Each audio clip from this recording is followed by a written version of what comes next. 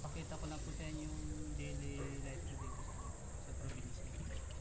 Sa lugar namin dito sa Gloria.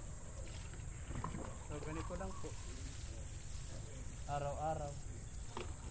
Ang buhay ng mangyan. Patilig-dilig. Yung mga gabi po hindi ko na po nadiligan yan at matibay naman yan sa init.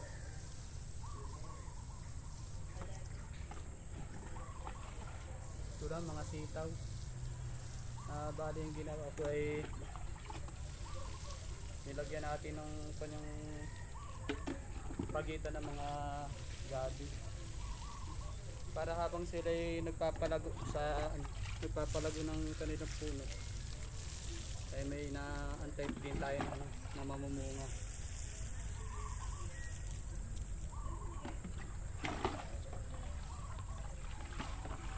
Medyo malayo na lang ating iliban. Kailangan ng balagan ito oh.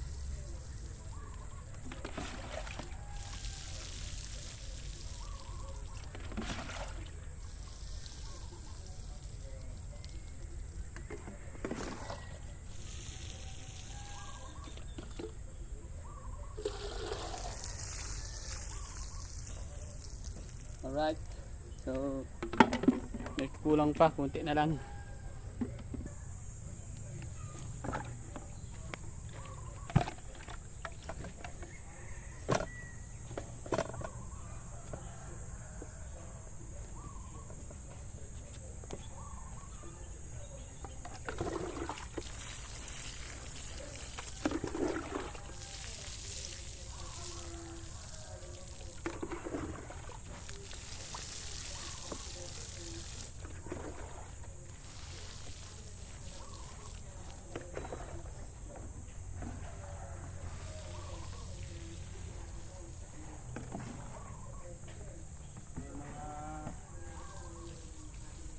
Panibagong food na po yung gabi natin.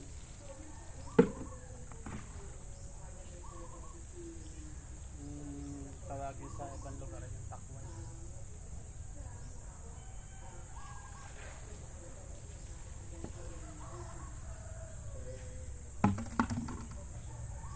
Kailangan na natin magbalag.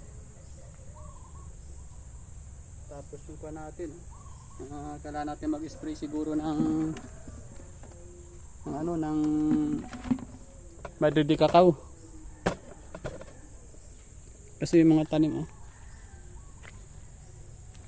yan hindi ko alam kung insekto ba yan nasusunog pinakandulo talbos nya yung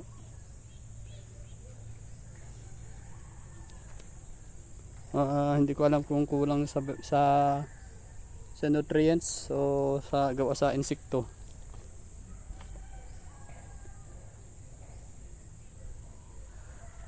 Ayan, konti lang naman yung kon dito. Bali yung tinanim ko dito yung tira lang ng buto ko na tinanim ko doon sa kuwan na yun. Konti lang, isang balot lang naman, tig 10 piso lang yata yun, kung 20.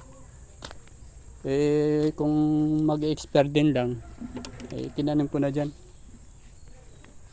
Doon sana, itanim natin sa pagitan na yan ay okra. Tingnan natin yung okra. Kasi marami pa akong buta ng okra. Mahal din naman yung okra dito.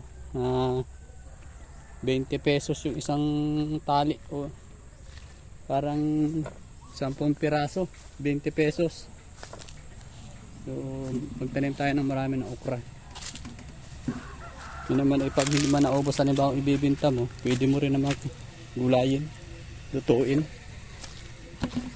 So yun na po mga kapatots, maraming salamat po. Yan po yung ating pinanakinompos ng isang linggo. Tapos yung ating mga okra ang gaganda na. Hindi ko pa yan na naabunuhan. Nalagyan ko na pala siya na artificial na abono. Tapos nilagyan ko nung carbonized rice hull. So, meron tayo dito pati malunggay. Yung isang plat natin na 10 piraso lang naman yan, 10 puno. Meron 10 butas pala na tigda 2. Yung iba hindi tumubo. Hindi ko alam kung kuan. Nilagay ko naman yan dyan may pinakang ugat na.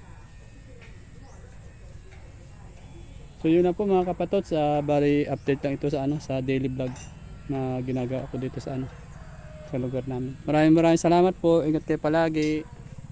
Bye bye.